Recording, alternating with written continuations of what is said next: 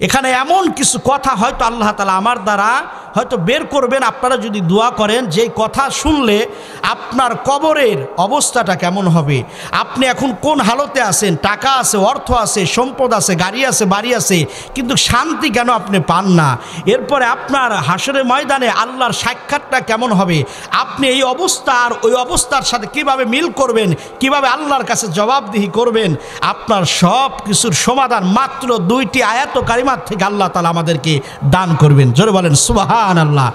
কবরে বেঈমানের জন্য কয়টি সাপ থাকবে, এখানে ওই সাপের নাম কি থাকবে, এক একটা সাপের কয়টা মাথা থাকবে, সব কিছু আমরা এখান থেকে আলোচনার থেকে আমরা পাবো। তো বলেন এই আলোচনা শোনা আমাদের দরকার আছে কি নাই? কেউ বিড়ি খায়, কেউ বিড়ি খায় না, কেউ মদ খায়, কেউ খায় না, কেউ বিয়ে করেছে একটা, কেউ বিয়ে করেছে 2টা, সব কিছুর মধ্যে কেউ মোনাজাত করে, কেউ মোনাজাত করে না, কেউ মিলাদ পড়ে, কেউ মিলাদ পড়ে না, কেউ না হাত বাঁধে উপরে, কেউ বাঁধে নিচে, সব কিছুর মধ্যে কিছু পার্থক্য, কিছু মতানৈক্য আছে।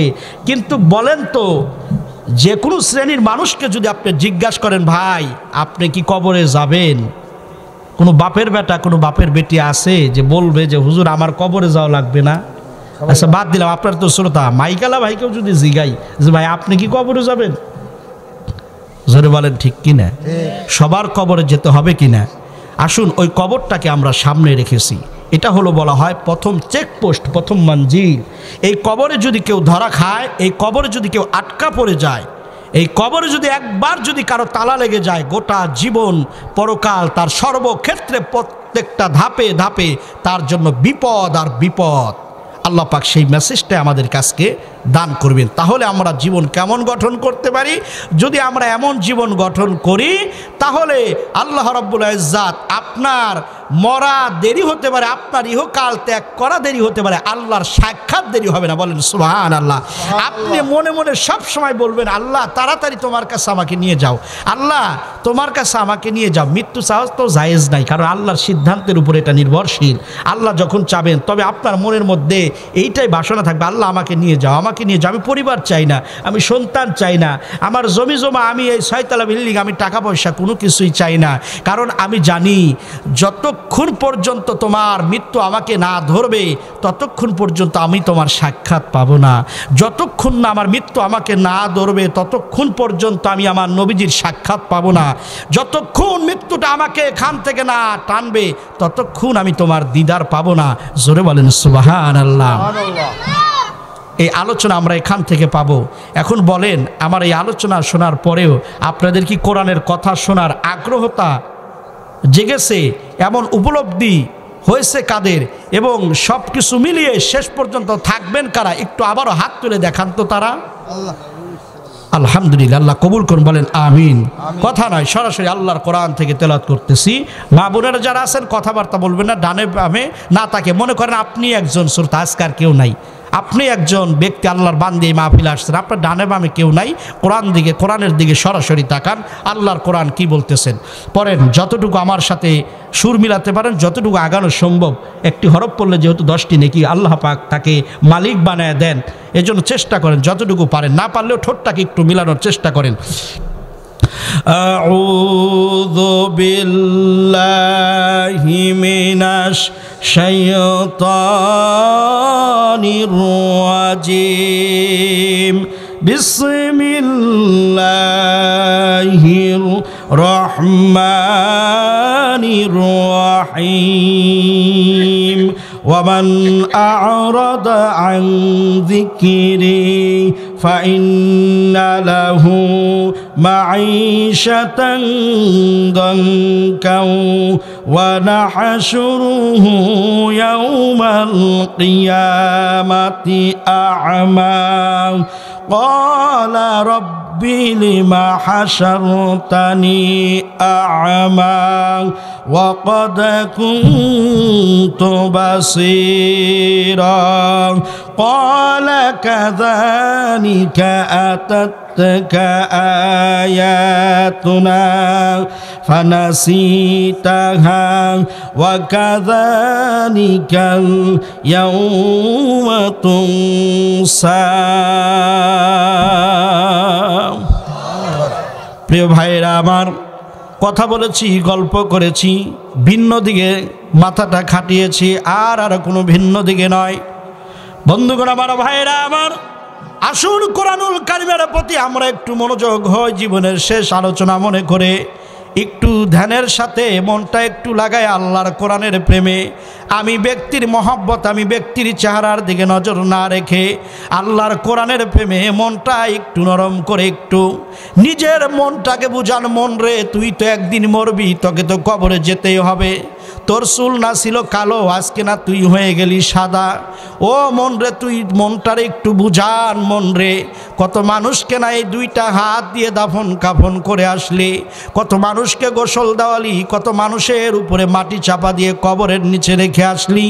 মন রে বুঝান মন, আজ হোক কাল হোক একদিন তোকে ওই কবরের রাস্তা, কবরের পথ ধরতে হবে। মন রে বুঝান মন রে, তুই না কত আমার সাথে, কত ভাই আমি এই মন আমার এই নফসের, আমি এই ব্যক্তির সাথে বাজারে যাইতো, কত ভাই আমার সাথে দোকানে বসতো, কত ভাইয়ের সাথে এক গাড়িতে উঠতাম, এক প্লেটে খানা খাইতাম। মন রে বুঝান মন রে, আজকে ওই ব্যক্তিটা অন্ধকার কবরে, কেউ যায় না। সন্তান আছে, সন্তান কাছে যায় না। ভাই আছে, বন্ধু আছে, সবাই থাকতেও তার কাছে কেউ যায় না। মন রে বুঝান মন রে, তুইও তো একদিন ওই অন্ধকার কবরে যাবি। মন রে, চোখ থাকতে সব কিছু দেখিস না, হাত থাকতে সব কিছু করিস না। মন রে বুঝান মন রে, জবান আছে তাই বলে সব কিছু বলিস না। মন রে বুঝান পা রে, সব কিছুই সব জায়গায় পাটাকে আগায় দিস না। যেহেতু একবার এই মাহফিলে, যেহেতু একটা বার এই মাহফিলে, বটিয়া ভাঙ্গা এই মাহফিলে, যেই মসজিদের মাহফিলে ঢুকে পড়ছিস, মন রে বুঝান মন রে, অনেক মাহফিল শুনেছি, অনেক মাহফিলে গিয়েছি। মন রে বুঝান মন রে, ও মন একদিন কবরে যাবি, কবরে শুবি, যেই কবরে দরজা নাই, জানালা নাই, সাথী নাই, বাতি নাই। মন রে বুঝান মন রে, হুজুর আজকে বক্তব্য নয়, হুজুরের কথা নয়, কোরআন কথা বলবে, কোরআন আমাদের যে নির্দেশ দিবে।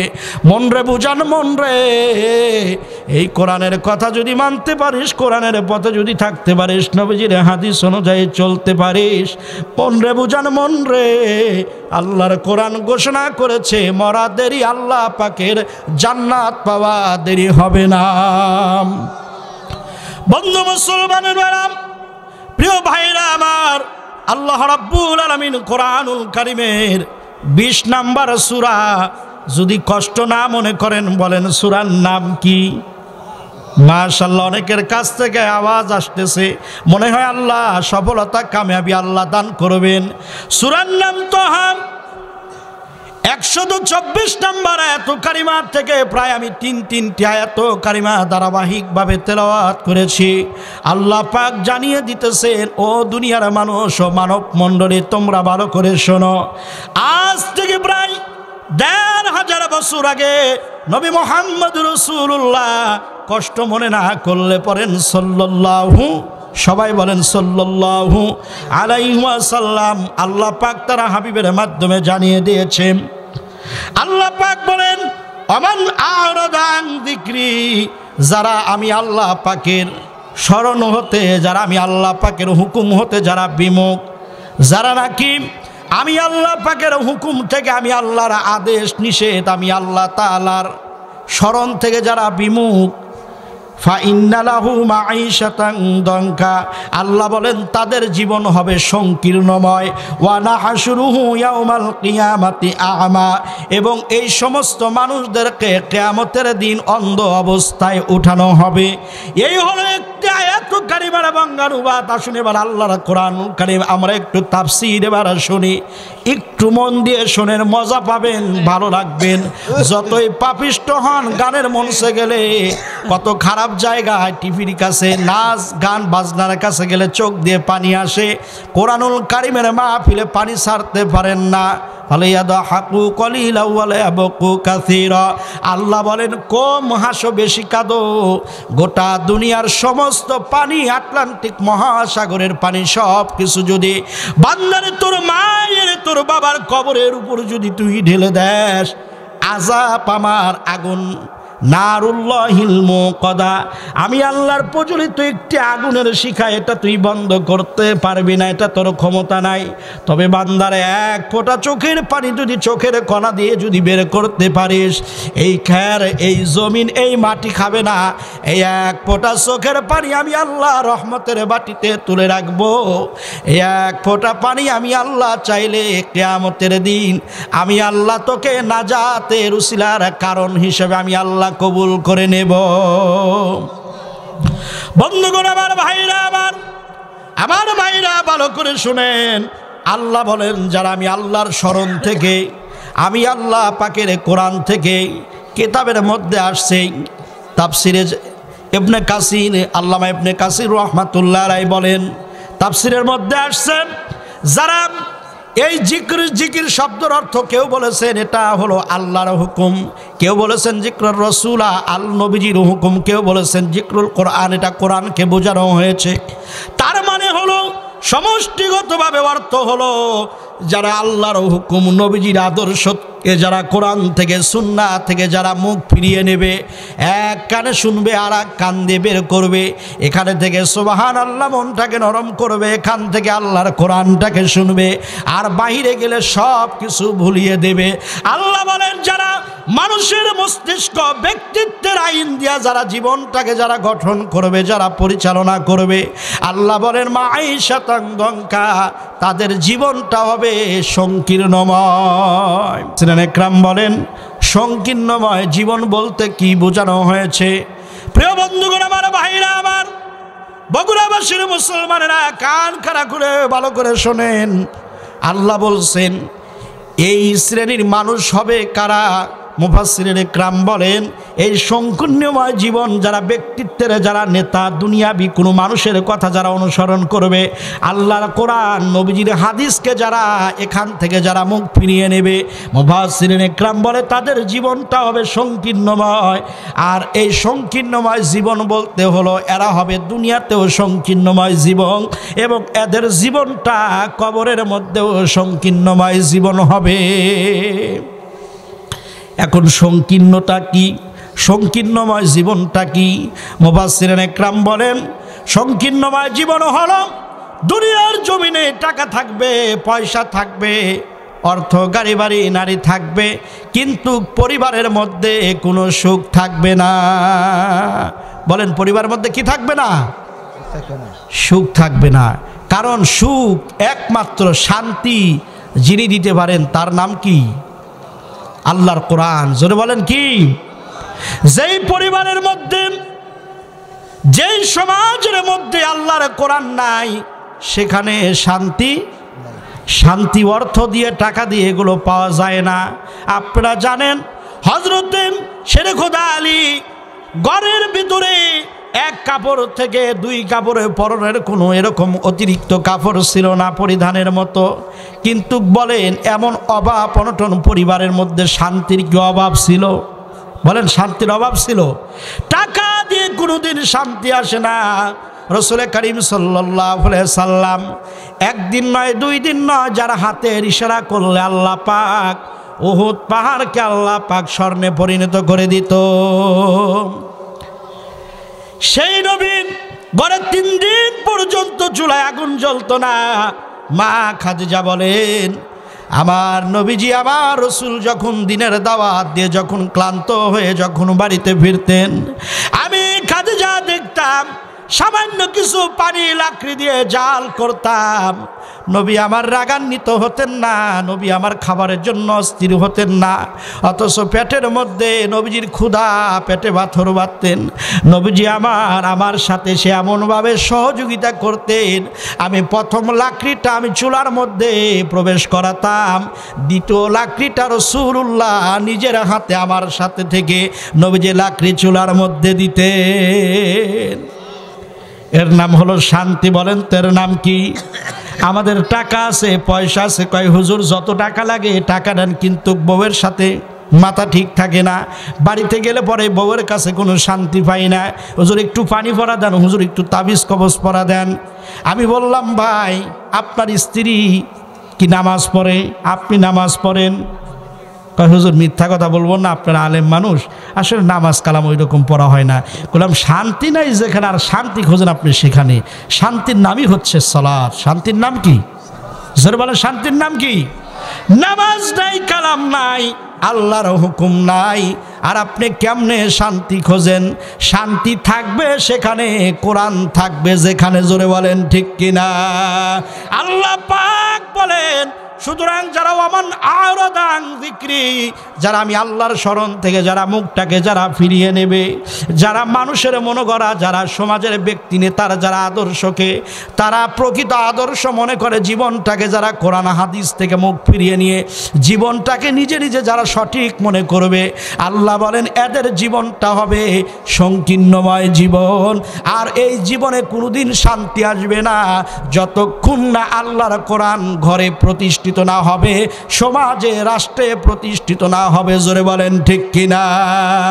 আপনি নিজে নামাজ পড়বেন, স্ত্রীকে আপনাকে নামাজ পড়ার আপনাকে আদেশ আপনাকে করতে হবে। আপনি দুপুরে কি খাবেন আপনার সিদ্ধান্তে আপনার দুপুরের খাবার চলে। জোরে কোন ঠিক কিনা? রাতের কোন খাবার খাবেন সকালবেলা স্ত্রীকে লিস্টটা পৌঁছে দেন, আগে থেকে স্ত্রীকে বলে রাখেন রাতের খাবারের মেনু কি হবে। আপনি সকালে পান্তা ভাত নাকি পানি ভাত খাবেন, নাকি বেগুন ভর্তা নাকি আলু ভর্তা ভাত খাবেন, নাকি মোরগ পোলাও খাবেন, সিদ্ধান্তটা আপনারও হয় নাকি স্ত্রীর হয়? আপনি সিদ্ধান্ত দেন। সর্বক্ষেত্রে যদি আপনার সিদ্ধান্ত এত কড়া থাকে, দীর্ঘ 40-50 বছর আপনি স্ত্রীর সাথে সংসার করেছেন, হঠাৎ করে রাত 12:30টার সময় বাড়িতে গেছেন, দেখেন আপনার বউ আর ঘরের মধ্যে নাই, দরজা চাপানো আছে কিন্তু বউটা ঘরের মধ্যে নাই।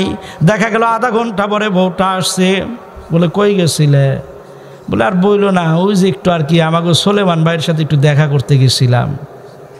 এবার বলেন তো ওই বউটারে রাখবেন কারা? হাত তুলে একটু দেখান তো তারা। আমার কথা কি বুঝতেছেন? এরকম বউ কি রাখবেন? আমাকে যদি জিগান আমিও কি কন, সমস্যা আছে কি নাই? জোরে কন আছে কি নাই? একটু বোঝার চেষ্টা করেন, সিদ্ধান্ত কত কঠিন। ইমাম সাহেব আসছে, বাবাজি আপনি না কত ভালো মানুষ। হ্যাঁ বাবা, একদিনই না গেছে, কি হয়েছে? হ্যাঁ 40 দিন না কত জায়গায় গেছেন, কত না কি খাইছেন, একসাথে চলছেন, একসাথে বসেছেন।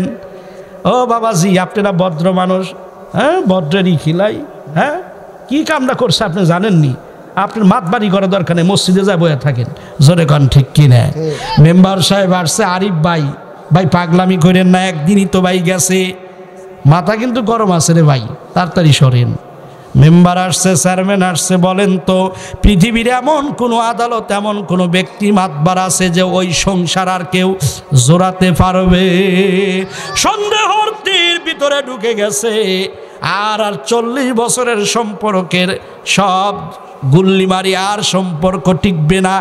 এত শক্ত অবস্থানে থাকতে পারেন। আফসোস মুসলমান, আপনি ফজরের সময় নিজে তো ওঠেন না, যাও একদিন ওঠেন, মসজিদে যান, আর গিয়ে দেখেন স্ত্রী আপনারও হচ্ছে টাকের মতো হরেন বাজাচ্ছে আর নাক ডেকে ঘুম পাড়তেছে। এরপরে স্ত্রীকে আপনি বলতে পারেন না যে বউ তুমি ঘুম থেকে ওঠো, নামাজ পড়ো। নামাজ যদি পড়বি, নামাজ পড়বি যতদিন আমার বাড়ি থাকবি ততদিন, নামাজ যতদিন পড়বি না, নামাজ যতদিন আল্লাহর সেজদা করবি না, ততদিন তোর বাবার বাড়ি থেকে, বাপের বিটার থেকে আর কোনোদিন আমার বাড়ির লাইন ধরবি না। এরকম হিম্মত আছে? আছে খুব। কিন্তু বউয়ের কাছে গেলে কি, ও বাবা কিসের বক্তা আর কিসের নেতা আর কিসের এমপি আর কিসের মাতবার। হ্যাঁ ওখানে গেলে সব কিছু থাও, তোমার এরকম মাতবাড়ি তোমারও আসামি শুনছি, তুমি কোন যাইতা বক্তা আর তুমি কোন যাইতা, তুমি আমার মেম্বার চেয়ারম্যান, তোমার আমি ভালো করে চিনি। জোরে গান ঠিক কিনে? মা বোনেরা শুনতেছে, অনেকে মানে বলতেছে আমাগোটা আর একটু বেশি করে কন, আমাগোটা শুনে আসে, খালি 2 দিন পর পরে আমার সাথে লাগে। আল্লাহ হেফাজত করুন, জোরে বলেন আমিন। বন্ধুগণ আমার, ভাইরা আমার, আপনি তাহলে দেখেন মানুষের মনোমস্তিষ্ক ব্যক্তিত্বের সিদ্ধান্তের উপরে আপনি কতটা অটল, অথচ আল্লাহর হুকুম দৈনিক এই ভাঙা মসজিদ মনে করে এই মসজিদে দৈনিক 5 ওয়াক্ত সালাতে আপনাকে ডাকা হয় হাইয়া আলাস সালাহ হাইয়া আলাল ফালাহ, আল্লাহু আকবার আল্লাহু আকবার আল্লাহু আকবার। এই মসজিদে কি এরকম ডাক দেওয়া হয়নি? পৃথিবীর মধ্যে সবচেয়ে মহান হলো কে? আল্লাহ। সর্বশ্রেষ্ঠ কে? সবচেয়ে বড় কে? মুখে বলেন কিন্তু এরপরে আপনি কেন খেতে পড়ে থাকেন? এরপরেও কেন আপনি পানের দোকানদারি নিয়ে বসে থাকেন? কেমনে আপনার দোকানে জুতার ব্যবসা নিয়ে বসে থাকেন? তার মানে কি আপনি বুঝান কেমনে আপনি ঘুমে থাকেন যে আল্লাহ মুখে বললেন বড়, এবার মসজিদে না গিয়ে বুঝালেন আমার ঘুমটাই হলো আল্লাহর চাইতে বড়, আমার খেতটাই আল্লাহর চেয়ে বড়, আমার জুতার ব্যবসাটাই আল্লাহর চেয়ে বড়, আমার পানের দোকানদারিটাই আল্লাহর চেয়ে বড়, আমার চাকরিটাই আল্লাহর চেয়ে বড়। বলেন এবার ওয়াজ এতটুকু বুঝছেন কারা? হাত তুলে দেখান তারা। আল্লাহ কবুল করুন, বলেন আমিন। বন্ধুগণ আমার, ভাইরা আমার, আপনার কাছে এটা ভাঙা মসজিদ, ছোট মসজিদ, সাধারণ কিছু হতে পারে, কিন্তু এই মসজিদ থেকে আল্লাহ পাকের জান্নাতের ডাক আল্লাহর পক্ষ থেকে ঘোষণা, প্রত্যেক দিন 5 ওয়াক্ত সালাতের মধ্য দিয়ে জান্নাতের ডাক এই মসজিদ থেকে আসে। জোরে বলেন সুবহানাল্লাহ। বন্ধুগণ আমার, ভাইরা আমার, সুতরাং যারা আল্লাহর কোরআন হতে নবীজির সুন্নাহ থেকে আল্লাহ পাকের আদর্শ হতে কোরআন থেকে যারা বিমুখ হয়, যারা কোরআনটাকে যারা মুখ ফিরিয়ে নেয়, আল্লাহ বলছেন এদের জীবনের সব কিছু এরা চোখ দিয়ে দেখবে, মানুষও দেখবে, কিন্তু প্রকৃত পক্ষে এই পরিবার এই ব্যক্তির দুনিয়ার জমিনে কোনো শান্তি আসবে না। আর এই শান্তি না থাকার নামের জীবনটাই হলো সংকীর্ণময় জীবন। জোরে বলেন এই জীবনের নাম কি? সংকীর্ণময় জীবন। এরকম জীবন কি আমরা চাই? জোরে বলেন চাই। সিদ্ধান্ত নিতে হবে আজকের মাহফিল থেকে আপনাকে, আল্লাহ গো আজ থেকে যতদিন হায়াত পাবো, যতদিন আমি এই বুড়ো রে, আমি এই জোয়ান রে, আমি এই তোমার বান্দিরে মা বোনদেরকে বলতেছি, আল্লাহ গো যতদিন আজকে থেকে হায়াত পাবো গো আল্লাহ, যতদিন হায়াত আমার জন্য বাজেট রেখেছ আল্লাহ, আজ থেকে নিজে তোমার কথা, তোমার হুকুম, নবীজির আদর্শ, নবীজির সুন্নাত মেনে চলবো এবং পরিবারকে মানানোর মতো পরিবেশ তৈরি করব। নিজের স্বামী নিয়ে কম খাবো, ডাল ভাত খাবো, না খেয়ে থাকবো, পানি পান্তা খাবো। আয় আল্লাহর পরেও 500 বছর আগে তোমার জান্নাতে যাওয়ার সিদ্ধান্তই মাহফিল থেকে নেব। জোরে বলেন সুবহানাল্লাহ। পুরুষদের বাবাদেরকে, স্বামীদের সিদ্ধান্ত নিতে হবে আজকে থেকে স্ত্রীর সাথে বসে বলবো, প্রাণের বিবিরে, ওয়াজ তো কোনো বক্তা বুলবুল আহমেদ সাহেব টাঙ্গাইল থেকে করে না, কোরআন থেকে জানিয়ে দিয়েছে, আল্লাহর কোরআন পড়েছে, কোরআন জানিয়ে দিয়েছে, বিবিরে আমাকেও নামাজ পড়তে হবে, তোমাকেও নামাজ পড়তে হবে। সন্তানদের ভবিষ্যৎ সংসারে যদি সুখ শান্তি পেতে চাও তাহলে আল্লাহর হুকুম মানতে হবে, নবীজির আদর্শ মেনে চলতে হবে, কোরআনের হুকুম আমাদের ঘরে চালু করতে হবে, কোরআন সুন্নাহ দিয়ে ঘরটাকে আলোকিত করতে হবে। লাইট থাকবে বলেই ঘরটা আলোকিত হবে না, যেই ঘরে আল্লাহর কোরআন থাকবে সেই ঘরটাই আল্লাহ পাকের কাছে, ইসলামের কাছে আলোকিত ঘর হিসেবে গণ্য হবে। জোরে বলেন সুবহানাল্লাহ।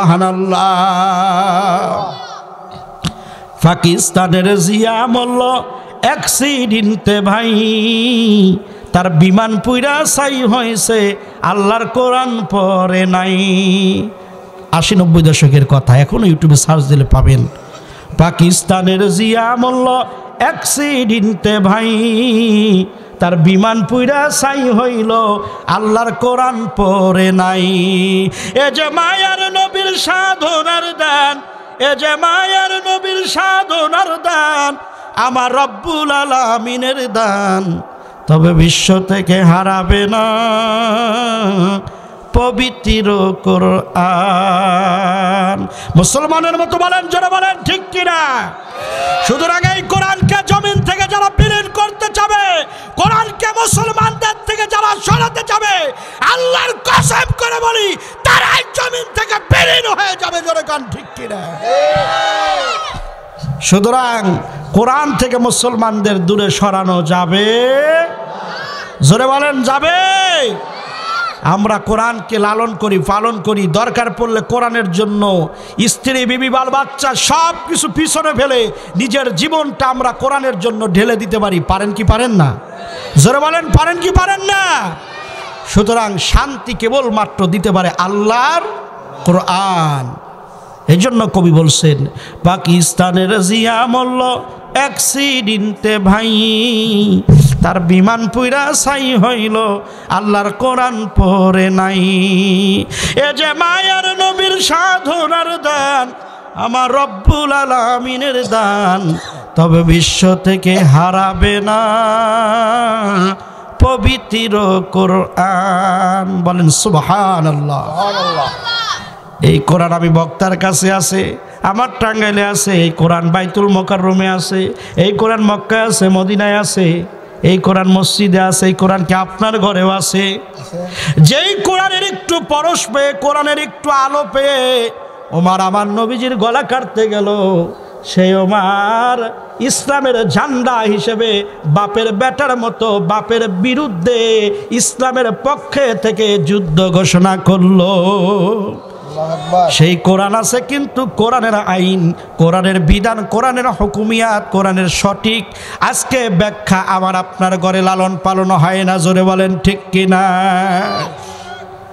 নবীজি বলেন, ওমর যখন ইসলাম গ্রহণ করে, হযরত ওমর বলেন, ইয়া রাসূলুল্লাহ, ইয়া হাবিবাল্লাহ, ওমর যেহেতু পড়ছে লা ইলাহা ইল্লাল্লাহ মুহাম্মাদুর রাসূলুল্লাহ, আজকে থেকে আর গোপনে ইসলাম প্রচার হবে না। ইসলাম আজকে ওপেনে মক্কার অলিতে গলিতে সর্বক্ষেত্রে প্রকাশ্যে আল্লাহর কোরআন প্রচার হবে। বলেন সুবহানাল্লাহ।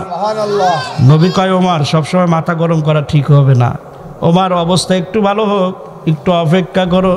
হযরত ওমর কয়, হুজুর কিছু সাহাবীকে আমার সাথে দেওয়া যাবে? হযরত ওমর যিনি কথা বলতেন কম, তলোয়ার চলতো তার বেশি, তার নাম হলো ওমর, যিনি অর্ধ পৃথিবী শাসন করেছেন। হযরত ওমর তলোয়ারটা বের করে কাবা গৃহের কাছে গিয়ে একটা তলোয়ার দিয়ে একটি দাগ টানলেন। বাপের যদি কোনো পুত, বাপের বেটা যদি থাকিস, মায়ের দুধ যদি এক ফোঁটা পান করে থাকিস, তাহলে আমি ওমর এখানে এই কাবা গৃহের কাছে দাঁড়ায় আছি। কোনো বাপের বেটা থাকলে আমার নবীজির দিকে একটা আঙ্গুল তুলবে, তোর আঙ্গুল নয়, তোর দেহ থেকে মাথাটা আমি আলাদা করে দেব।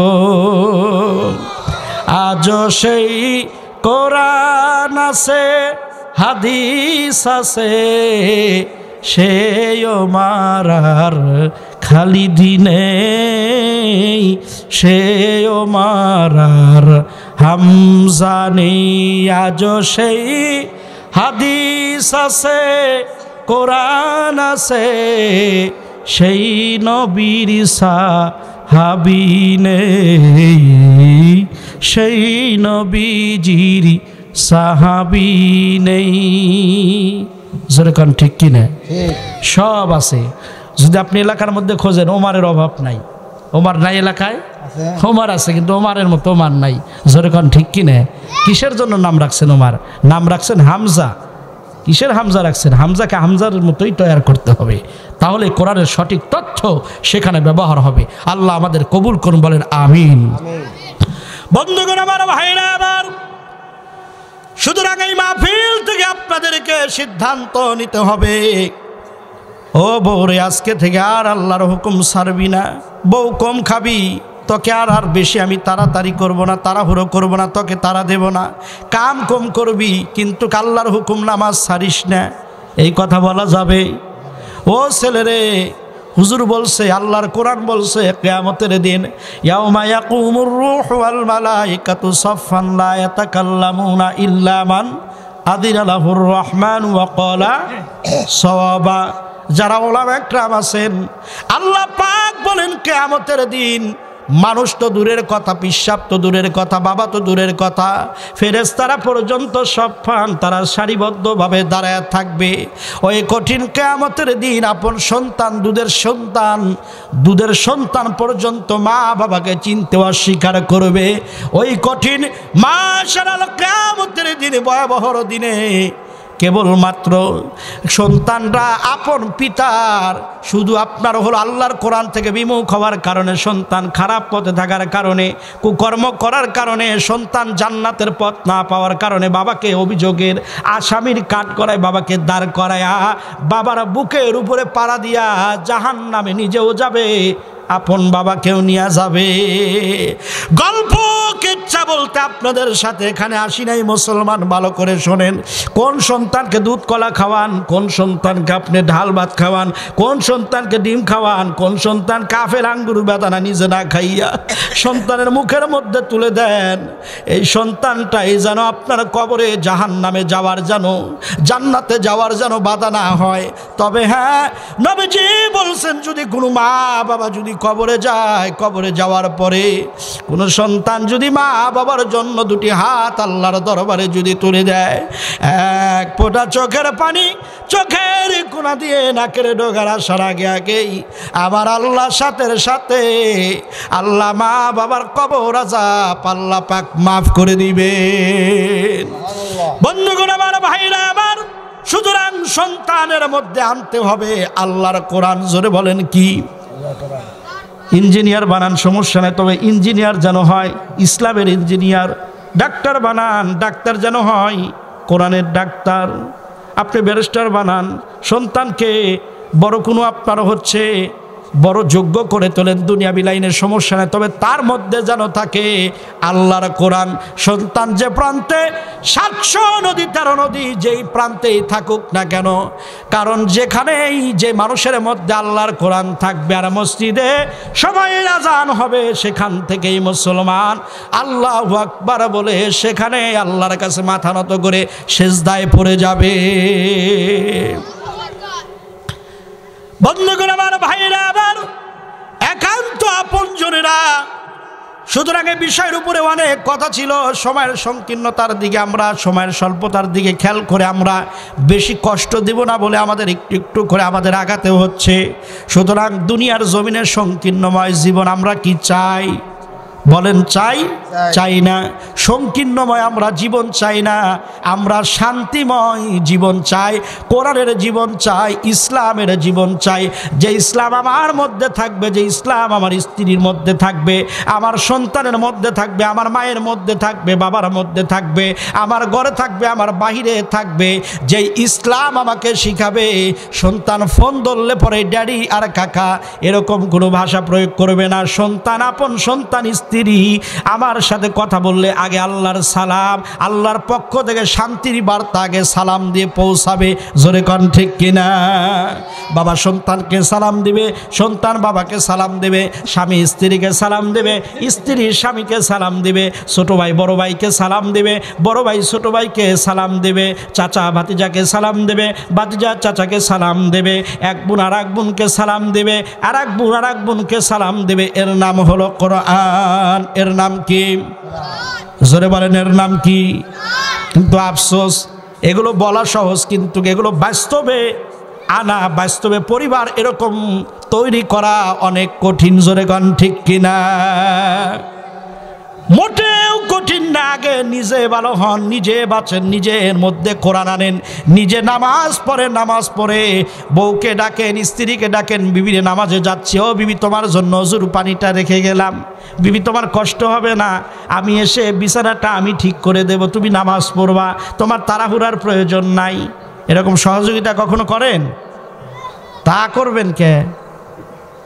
হ্যাঁ, মানে এ তো আমার কাজ না, এগুলো করবে হলো ওদের কাজ। এটা হইলো কি সাত্তারের মা করবে, এগুলোকে আমি করব। স্ত্রীর বিছানা, আপনিও তো ওই বিছানায় ঘুম পারলেন, কখনো কি বিছানাটা কি বালিশ বুলিশ কি ঠিকঠাক করছেন? এটাও সুন্নাত। এটাও কি? তাহলে আতর নেবেন আর দাওয়াত খাবেন, এইটা সুন্নাত মনে করবেন। স্ত্রীর কাজে সহযোগিতা করা, এটাও হলো কি সুন্নাত। বাড়িতে যাবেন, যাওয়ার পরে স্ত্রীকে সালাম দিবেন। কি দিবেন? সালাম দিবেন। সালাম দেন কারা? হাত তুলে দেখান তো তারা একটু। মাশাআল্লাহ মাশাআল্লাহ, একটু তবে একটু কম পাওয়া গেল আর কি। যাক, আল্লাহ হেফাজত করুন। জোরে খান আমিন। এবার একটু বলেন তো, যদি কষ্ট না নেন আর বিরক্তবোধ যদি মনে না করেন, বলেন তো এখন থেকে স্ত্রীর সাথে সালাম প্রদান করবেন কারা? হাত তুলে এবার ইসলামের জন্য দেখান তারা। আল্লাহ কবুল করুন, বলেন আমিন। ছোট্ট এক বাচ্চাও হাত তুলে ফেলাইছে। আচ্ছা যাই হোক, একদিন তো বিবাহ করবে, কি বলেন? একদিন বিবাহ করবে না? আল্লাহ জানো তাকে জানো স্ত্রীকে পরিপূর্ণভাবে সালামের সাথে যেন শুরু জীবন দাম্পত্যময় জীবনকে যেন আল্লাহ কবুল করেন, বলেন আমিন।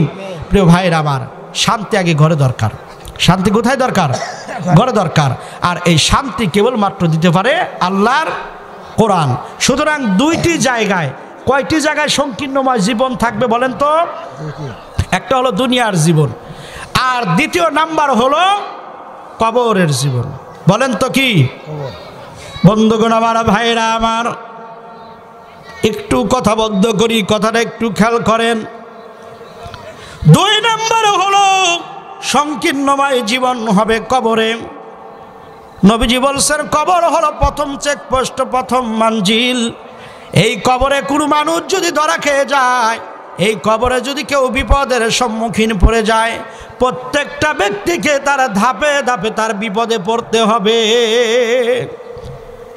পৃথিবীর মধ্যে এমন কোন নবী রাসূল নাই, এমন কোন সাহাবাই নাই, এমন কোনো মানুষ নাই যারা কবর দেখে ভয় পায় নাই, কবরের কথা চিন্তা করে নাই। কিতাবের মধ্যে আসছে হযরতে সিদ্দিক আবু বকর নবীজি যার ব্যাপারে বলেছেন, আমার আবু বকর যদি একটা কদম মোবারক মরুভূমির প্রান্তে যদি আমার আবু বকর যদি রাখে, আর পায়ের নিচে যতগুলো ধুলিকণা থাকবে, বলে গোটা দুনিয়ার মানুষের আমল যদি একত্র করা হয়, আমার আবু বকরের পায়ের কদমের নিচে যে ধুলি মোবারক আসবে, এই ধুলিকণার সমান হবে না। সিদ্দিক আবু বকর আসরে মুবাশশারা জান্নাতের সার্টিফিকেট প্রাপ্ত যারা নবীজির থেকে যারা লিখে নিয়েছেন, তোমরা হলো জান্নাতি, তোমরা হলো জান্নাতি, তোমরা হলো জান্নাতি। এই 10 জনের মধ্যে একজন সুসংবাদ প্রাপ্ত হলো একজন হযরতে সিদ্দিক আবু বকর। কিতাবের মধ্যে আসছেন সিদ্দিক আবু বকর যখন প্রতিদিন ফজরের নামাজ পড়ে যখন ঘুম থেকে যখন নামাজ পড়ে যখন বের হতেন, আবু বকরের জামা চোখ থেকে প্রায় নিচের পা পর্যন্ত ভিজে গিয়ে মনে হয় দাগ পড়ে যেত চোখের পানিতে। বলেন কিসের পানিতে? আমিরুল মুমিনিন ওমর এমন একজন জবরদস্ত একজন খলিফা, অর্ধ পৃথিবী শাসন করেছেন। এই ওমর যখন তার সেনা সৈন্য নিয়ে এই প্রেসিডেন্ট যেখানে যাইতেন, কোনো বকরির বাচ্চা দেখলেই জড়ায়া ধরতেন, কান্না করতেন। লোকেরা বলতো, হুজুর আপনি বাচ্চা দেখলে, খাসির বাচ্চা দেখলে আপনি এরকম হাউমাউ করে কান্দেন কেন? এই বাচ্চার মধ্যে কি দেখলেন? আমিরুল মুমিনিন ওমর বলেন, ও আমার সাথী ভাইরা রে, ভালো করে তোমরা শোনো, কিয়ামতের দিন রব্বুল ইজ্জত আল্লাহ পাক যদি কোনো মানুষকে যদি বলে তুই হিসাব দে, পৃথিবীর এমন কোনো মানুষ নাই যে আল্লাহর সামনে জবাবদিহি করে জান্নাতের পথ ধরবে, এরকম কোনো কারো বুকের পাটা নেই, এরকম কোনো আমল কারো সঞ্চয় নেই। আল্লাহ বরং যদি কাউকে মাফ করে দেন, যদি বিনা হিসেবে আল্লাহ জান্নাতে দিয়ে দেন, তবে আল্লাহ তাআলা আমার মাঝে মাঝে ভয় হয়, আল্লাহ পাক আমার এই জীবদ্দশায় আমার এই রাষ্ট্র পরিচালনায় একটা ভুল যদি আল্লাহর চোখে যদি ধরা পড়ে, আর আমার একটা প্রজা যদি কিয়ামতের দিন এই দুনিয়াতে থাকতে যদি মামলা দায়ের করে, কিয়ামতের দিন আমি ওমরের প্রেসিডেন্টগিরি আল্লাহর কাছে কবুল হবে না। তবে আমি ওমরের প্রত্যেকটা মানুষের বিচার হবে, কিন্তু এই যে খাসির বাচ্চা, এই যে খাসি, এই বকরির কোনো হিসাব আল্লাহ পাক নিবেন না। এই জন্য আমি বকরি ধরে কান্দি, বকরি তোর জীবন কত বড় ধন্য রে, তোর কোনো হিসাব নাই, কিন্তু আমি ওমরের হিসাব দেওয়া লাগবে। ওই অন্ধকার কবর নবীজি বলছেন কবর হবে জান্নাতের বাগান নতুবা জাহান্নামের টুকরা। আল্লাহ রাব্বুল আলামিন বলছেন মানুষের জীবনটাও হবে সংকীর্ণময় জীবন। রাসূল করিম সাল্লাল্লাহু আলাইহি সাল্লাম বলেন এই কবরে যখন কোনো মানুষকে নামানো হবে, কবরটা মানুষের জন্য একটা সংকীর্ণময় একটা জীবন হবে। নবীজি বলছেন, দুনিয়ার মানুষেরা, আরে আমার উম্মতেরা, তোমরা ভালো করে শুনে রাখো, এই কবরের মধ্যে বেঈমান যারা আল্লাহর কোরআন থেকে, যারা আবার আদর্শ থেকে, যারা ইসলাম থেকে, আল্লাহর শরণ থেকে যারা মুখ ফিরিয়ে নেবে, এই সমস্ত লোকদের কবরে সংকীর্ণময় জীবন হবে। এক পাশের মাটি এক প্রান্তে চলে যাবে, আর এক পাশের মাটি আর এক প্রান্তে চলে যাবে। এমনভাবে চাপ মারবে, শরীর থেকে হাড় মাংস সব কিছু আলাদা হয়ে খসে খসে পড়বে।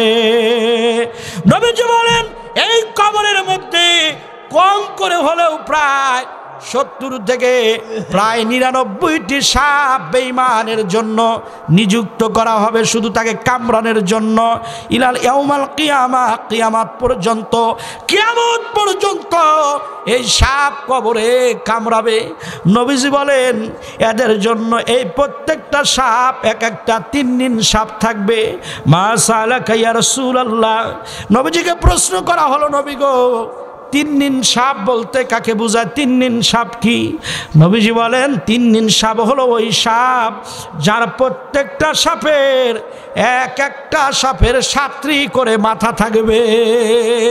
মুসলমান ভাইরা, ও বগুড়ার মুসলমানেরা, বুকে হাত দেন, মন রে বুঝান মন, অবশ্যই কবরে যাবি, কবরে তো শোয়া লাগবে, আজ হোক কাল হোক, একদিন না একদিন তো কবরে যাবি। দুনিয়া তোকে ধরে রাখতে পারবে না।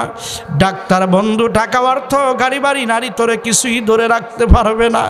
মনরা বুঝান মন, কবরে তো অবশ্যই তুই যাবি রে মন। কি নিয়ে যাবি, কি নিয়ে সেখানে হাজির হবি? ওই কবরের মধ্যে যদি ধরা খেয়ে যান, কবরের মধ্যে যদি বিপদে পড়ে যান, কেউ আপনাকে বাঁচাতে পারবে না। তবে যারা আল্লাহর কোরআন, ইসলাম, যারা কোরআনকে যারা গ্রহণ করবে, এখান থেকে যারা শিক্ষা নেবেন, আল্লাহ পাকের ওয়াদা হলো, ইন্নাল্লাহা ইউহিব্বুত তাওয়াবিনা ওয়া ইউহিব্বুল মুতাতাহহিরিন।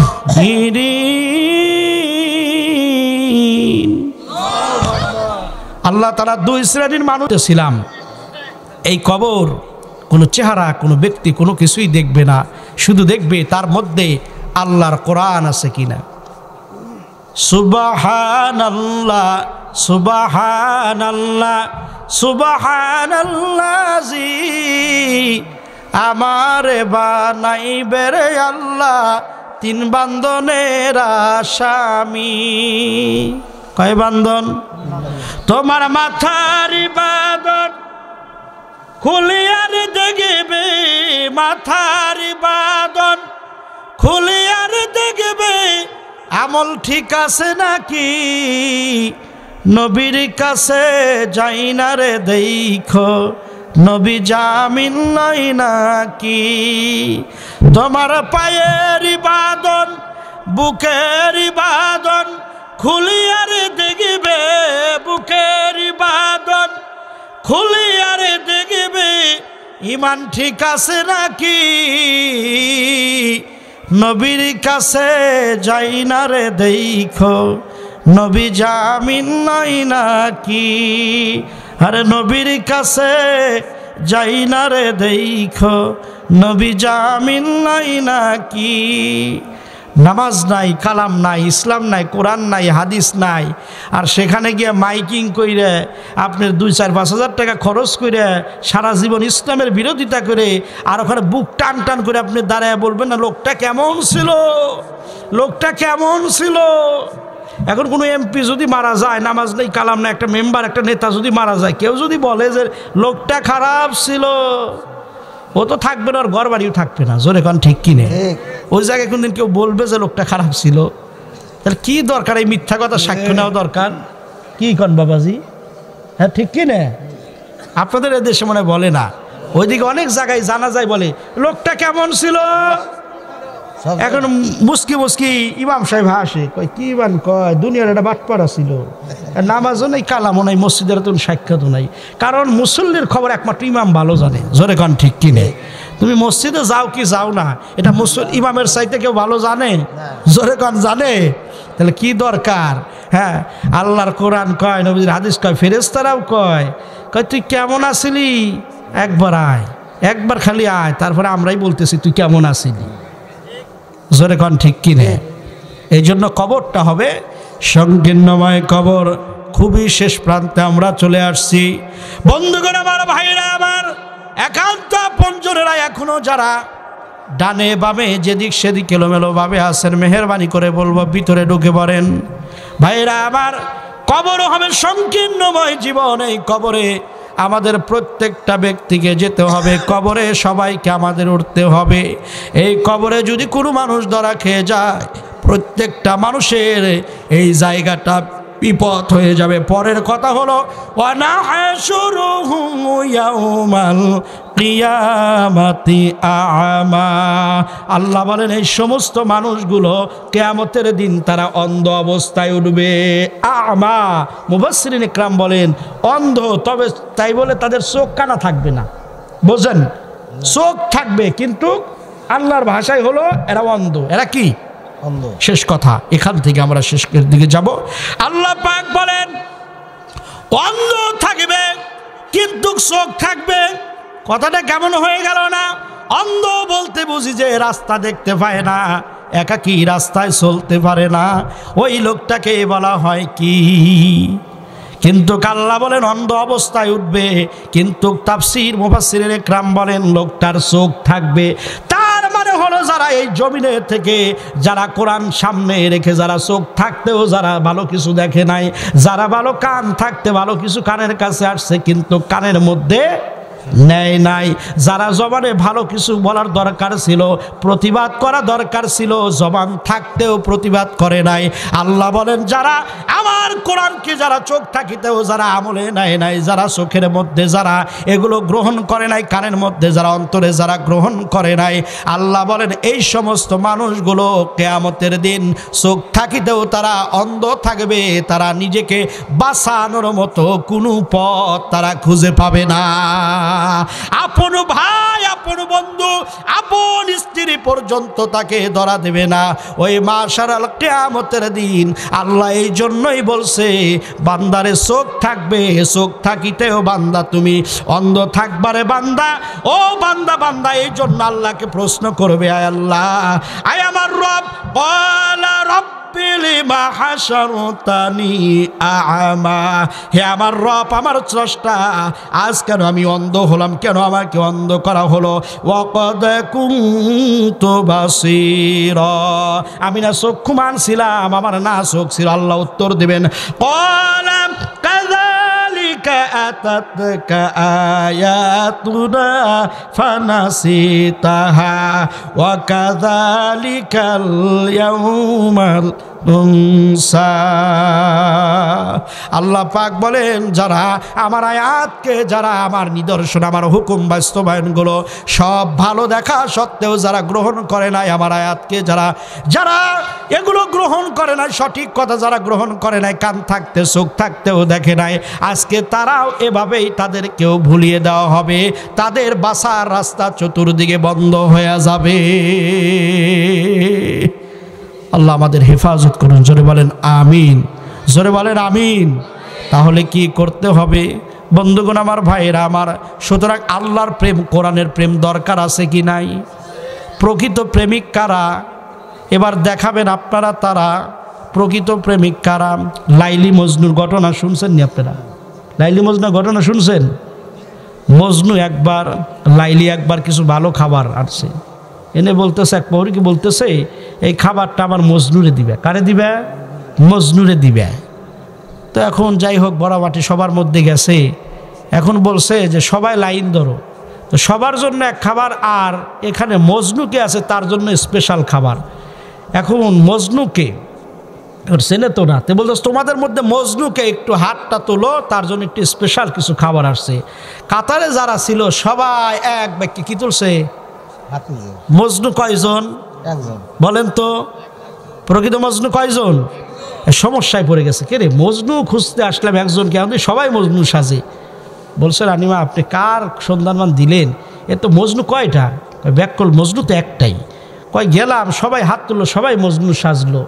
কয় না, মজনু একটাই। কয় তাহলে একজন মজনু চেনার উপায় কি? চাকুখানা দিয়েছে, একটা চাকু দিয়া বলতেছে, সবারকে লাইন ধরাবা, সবাইকে দাঁড় করাবা, বলবা তোমাদের মধ্যে মজনুকে যেই বলবে আমি মজনু, বলে তাইলে আসো, খাবারটা পরে নাও, উপহারটা পরে নাও। আগে আমাদের লাইলি বলছে, আমাদেরকে জানিয়ে দিয়েছে, সে কিছু দেওয়ার আগে, কিছু খাওয়ানোর আগে আগে নিজে খাবে। বলে কি খাবে? যখনই বলবে যে তোমার শরীর থেকে এক টুকরা গোস্ত খাইতে চাইছে, একটু মাংস খাইতে দাও। দূর পাগল নিয়ে এই কি কেউ করে? কেউ গায়ের থেকে কেউ মাংস কেটে দেবে? লাইলে কয় আমার মজনু অবশ্যই অবশ্যই আমার জন্য, শুধু তার শরীর থেকে মাংস কেন, তার জানটা পর্যন্ত সে কেটে দেবে। আরে প্রেম করেছে যে জন রে ভাই, সে বুঝেছে প্রেম। কোরআন সারা বোঝে যারা, বোঝে না সঠিক প্রেম। জোরে কন ঠিক কিনা? নিয়ে যাওয়া হয়েছে, লম্বা কথা বলতেছে মজনুকে, সবাই লাইন ধরছে, বলতে চাকুটা দেওয়া হলো, তোমার গায়ের থেকে এক টুকরা তুমি তাহলে মাংস খাইটা দাও। কয় আমি মজনু না, আমি মজনু না। সব কয়টা কি করছে? বাগছে। এ পাগল রে, এ পাগল কেটে রে। কয় আমার নাম মজনু। আমার নাম কি? আমার নাম মজনু। কয় তাইলে তুই পাগল, দাঁতে ছাতা, মাথার চুল কোকরো মোকরো, তুই যেহেতু মজনু, যেহেতু বলেই ফেলছিস, তাহলে তোর চাকু দিলাম, এবার তুই দেখি মজনুর প্রমাণ দে। কয় কি প্রমাণ দেব? কয় তোর গায়ের থেকে একটু গোস্ত ঘেড়ে দেওয়া, তারপরে এই খাবারটা তোকে দেব। এবার মজনু চোখের পানি ছেড়ে দিয়ে বলে, যাও একটু কি জেনে আসবা, আমি এখানে দাঁড়ায় আছি, আমার লাইলি যেহেতু আমার গায়ের থেকে মাংস চেয়েছে, একটু জিজ্ঞাসো আমার লাইলি আমার গায়ের কোন অংশে থেকে মাংস খাবে। এখন দীর্ঘক্ষণ যারা আলোচনা শুনলেন, আমি দেখবো প্রকৃত মজনু কারা। আল্লাহর কোরআন এখানে আছে, নবীজির প্রেম মহব্বত দিয়ে আজকে কোরআনটা সাজানো হয়েছে। আপনাদের সামনে দীর্ঘ সময় পর্যন্ত আলোচনা করেছি। আপনাদেরকে বলতে হবে, কবরের মধ্যে কয়টি বেঈমানকারীদের জন্য কয়টি সাপ থাকবে এবং সেই সাপের নাম কি থাকবে? কে বলতে পারবেন? কয়টি সাপ থাকবে এবং হচ্ছে স্টেজের কেউ না, কিন্তু স্টেজের কেউ না, হ্যাঁ স্টেজের কেউ না, না ওই সুযোগ তো নেওয়া যাবে না সামনে। আচ্ছা বলেন, মাশাআল্লাহ, দাঁড়াও তুমি বলো কয়টি সাপ থাকবে? আচ্ছা, সাপের নাম কি থাকবে? হ্যাঁ, তিন্নিন। আচ্ছা, যাই হোক, চেষ্টা করছে। নারায়ে তাকবীর। আয় বাবা, কাছে আসো, আসো। মাশাআল্লাহ, আল্লাহ কবুল করুন, বলেন আমিন। চোখটা বন্ধ করেন, কি দেবো দেখা যাব না তো। চোখ বন্ধ কর।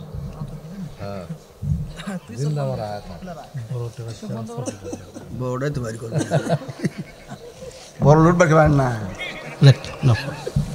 তুমি চোখ বুঝো না বাবা, তোমার তো দেখাই লাগবে। নাও বিসমিল্লাহ পকড়ে নাও। যাই হোক, এটা কিন্তু কিছু না, ভালো লাগলো যে আপনাদের এলাকার আসলে ছেলেগুলো বাচ্চাগুলো অনেক মেধা সম্পন্ন এবং চেষ্টা করেছে আলহামদুলিল্লাহ। শুরু থেকে না আসলে কিন্তু এটা বলা সম্ভব ছিল না। এটা কিন্তু আলোচনা খুবই মাঝে অংশে আমরা এই কথাগুলো বলছিলাম। কি বলেন?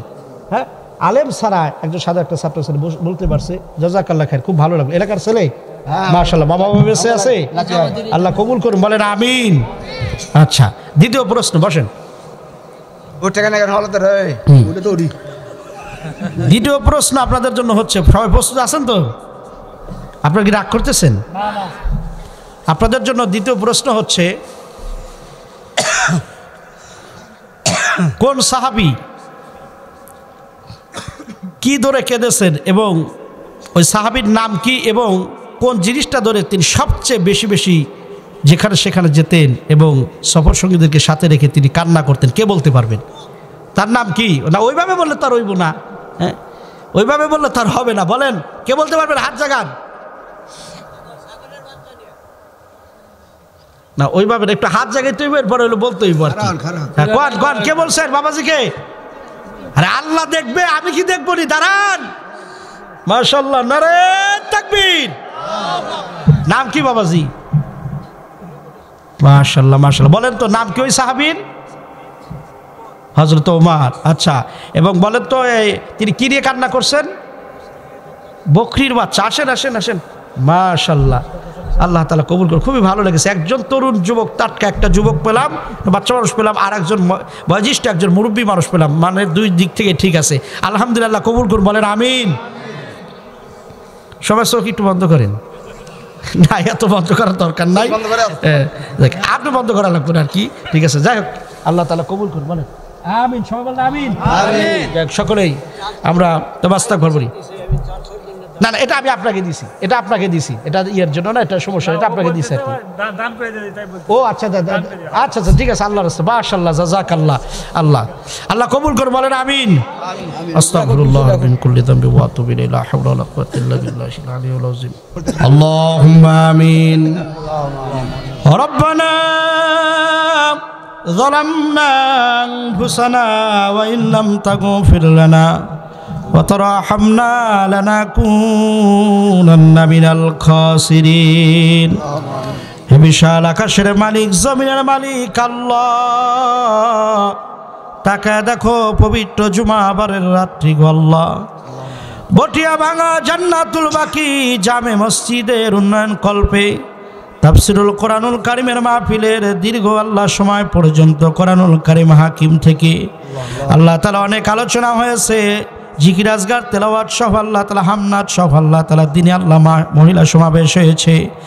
রব্বুল আলামিন, পরিসমাপ্তি কিছু কথা নিয়ে হাজার হাজার আল্লাহ নরনারী বান্দা বান্দিরা এখনো ঘুমের ঘরে শুয়ে আছে। আল্লাহ রব্বুল আলামিন, সে আরামের ঘুমকে হারাম করে দিয়ে ঠান্ডায় শীতের মধ্যে সব কিছু উপেক্ষা করে যারা এই কোরআনের মাহফিলে যারা আসলো, শেষ পর্যন্ত যারা বসে রইল, আল্লাহ দয়া করে মায়া করে সর্বপ্রথম তুমি আমাদের আজকের এই মাহফিলখানা কবুল আর মঞ্জুর করে নাও।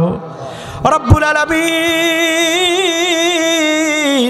এই মাহফিল করতে গিয়ে অনেকে আল্লাহ তাআলা বিভিন্নভাবে সহযোগিতা করেছে, দেশ থেকে প্রবাস থেকে ঢাকা থেকে বিভিন্নভাবে নাম জানা অজানা আল্লাহ অনেক মা বোনদেরও অনেক সহযোগিতা, আল্লাহ তাআলা যুবক ভাইদেরও অনেক মেহনত পরিশ্রম রয়েছে। আয় আল্লাহ, একটি মাহফিল আয় আল্লাহ দাঁড় করাতে গেলে কতটা কষ্ট, কতটা মেহনত, কতটা সময় দিতে হয়, যারা করে তারাই বুঝে। আল্লাহ দয়া করে মায়া করে মাহফিল এলাকাবাসীর জন্য কবুল আর মঞ্জুর করে নাও। রব্বুল আলামিন, অনেকে মাহফিল আল্লাহ চোখের সামনে অনেকে আল্লাহ বিভিন্নভাবে আল্লাহ দান করেছে, 20,000 50,000 10,000 টাকা। আয় আল্লাহ, অনেকের নাম বলতে পেরেছি, অনেকের নাম বলতে পারি নাই গো আল্লাহ। আয় আল্লাহ, অনেকের মন ভরেছে, অনেকের হয়তো মন ভরাতে পারি নাই গো আল্লাহ। আয় আল্লাহ, সকলের নাম জানাওয়া জানা আপনার বান্দা বান্দি সকলের নাম দরখাস্ত দিয়ে দিলাম। আল্লাহ, সকলকে তুমি কবুল আর মঞ্জুর করে নাও। আয় আল্লাহ, মসজিদ খানা আগামী দিনে আল্লাহ আরো বড়সড় আল্লাহ তাআলা মুসল্লিদের আল্লাহ তাআলা রব্বে কারীম আয় আল্লাহ কাতার মসজিদকে বাড়ানোর লক্ষ্যে আল্লাহ তাআলা অনেকে আল্লাহ তাআলা 100% আল্লাহ জমি সহ আরো অনেকে বিভিন্নভাবে সহযোগিতার হাত বাড়িয়ে দিয়েছে। আল্লাহ, প্রত্যেকের দান খানা তুমি কবুল আর মঞ্জুর করে নাও। রব্বুল আলামিন, আল্লাহ অনেকে দোয়া চেয়েছে, আমার ডানে বামে সভাপতি আল্লাহ তাআলা সহসভাপতি, অনেকের বাবা, অনেকের ছেলে, অনেকের ভাই, আমার ক্যামেরাম্যান আল্লাহ তাআলা রব্বে কারীম আল্লাহ আমার ড্রাইভার সহ আল্লাহ এলাকাবাসীর অনেক মুরব্বী তাকিয়ে আছে, কে যেন বলতেছে হুজুর আমার আব্বা নাই, আমার আব্বা নাই। আয় আল্লাহ, পৃথিবীতে যত মানুষের দিকে তাকাই আল্লাহ নিজের বাবা কালো হোক, আয় আল্লাহ তাআলা রব্বে কারীম গুজো হোক, বাবার মতো চেহারা কারোর মধ্যে খুঁজে পাই না। আয় আল্লাহ, মায়ের মতো চেহারা কারোর মাঝে খুঁজে পাই না রে আল্লাহ। ওই মা বাবা যাদের কবরে চলে গেছে আল্লাহ, তুমি তাকে দেখো, বান্দাদের চোখের দিকে তাকাও, কোন বুঝি ইতিম সন্তান কান্দে। আল্লাহ, এই ঠান্ডার মধ্যে যেই মা বাবা নিজের গায়ে চাদর বিছানা, নিজের গায়ে কম্বল আরাম না নিয়ে আমাদেরকে রাত ভরে আমাদেরকে আরাম দিত গো আল্লাহ, ওই মা বুঝি কার কবরের মাটির নিচে আল্লাহ কাঁচা মাটিতে শুয়ে আছে। রব্বুল আলামিন, আপন ভাই, আপন বন্ধু, আপন বোন কম বেশি স্বার্থ ছাড়া কেউ মহব্বত করে না গো আল্লাহ। আয় আল্লাহ, একমাত্র মা বাবা কোনোদিন স্বার্থ দেখে না গো আল্লাহ। ওই মা বাবা যাদের কবরে, মা বাবার কবরগুলো জান্নাতের বাগান বানিয়ে দাও আল্লাহ। মা বাবা যাদের বেঁচে আছে হায়াত তারাজ করে দাও। কামাই রোজগারে আল্লাহ তাআলা তুমি সকলের সন্তানদের বরকত দান করে দাও। আমার বাবুরেরা অনেকে হাত তুলেছে গো আল্লাহ, তুমি একটু কুদরতি দৃষ্টি নজর দাও। দেখো কোন মা কোন বোন কিসের জন্য কান্দে। রব্বুল আলামিন, অনেক বোন আছে, অনেক পরিবার আছে, মেয়েকে আল্লাহ ভালো জায়গায় বিবাহ দিতে পারতেছে না। আয় আল্লাহ, অনেকে ভালো ছেলে আছে, ভালো পাত্রী খুঁজে পাচ্ছে না। অনেক পরিবার অনেক ঋণগ্রস্ত আছে, অনেক পরিবারে অনেক অসুস্থ আছে গো আল্লাহ। অনেকে স্বামী স্ত্রীর মধ্যে অনেক সমস্যা আছে, অনেকের সন্তান হয় না। আয় আল্লাহ, সমস্যার কোনো আমাদের শেষ নাই, তবে তোমার কাছেও তো কোনো কিছু অভাব নাই গো আল্লাহ। আয় আল্লাহ, যার যত প্রয়োজন আছে সকল প্রয়োজন তুমি মিটায়া দাও। রব্বুল আলামিন, অনেক ভালো লাগলো, অনেক খুশি হলাম প্রত্যেকের ব্যবহার দেখে। আল্লাহ গো, এই ব্যবহার ভালোবাসা তুমি ইসলামের জন্য, কোরআনের জন্য কবুল করে নাও।